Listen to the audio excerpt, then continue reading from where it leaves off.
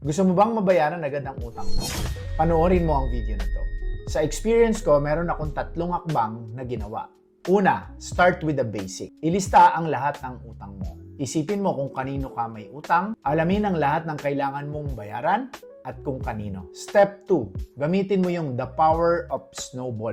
Anong ibig sabihin ng snowball principle? Bayaran mo muna yung pinakamaliit. Siyempre, pag nakabayad ka, somehow, gaganda yung feeling mo. Mas mamomotivate ka ngayon na mas magsipag, magsikap para kumita ka ng mas maayos. Then, bayaran mo naman yung susunod na maliit hanggang mabayaran mo yung malaki. Maliit na panalo pero nagke-create ito ng malaking momentum. Step 3, cut unnecessary spending. Pwede niyong i-reflect ano ba yung mga bagay na pwede naman kayong mabuhay kahit hindi niyo gawin. Katulad ng pagkain sa labas, pagbili ng mga hindi naman talaga kailangan, or yung mga pasimple-simpleng street food, pwede siguro natin yan i-sacrifice. Yung mga subscription na baka hindi naman talaga importante, o yung impulsive buying natin, yung tipong wala sa plano pero binibili natin. Kailangan bawasan natin yon at makakatulong yon para mabawasan at mabayaran natin ang utang. Step 4, extra income hacks. Anong ibig sabihin nito? Mag-sideline tayo. Huwag tayong aasa sa isang source of income lang natin.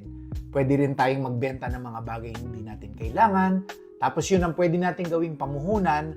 Then, kahit na maliliit na kita lang, magsisimula yan sa maliit. Pero lalaki din yan.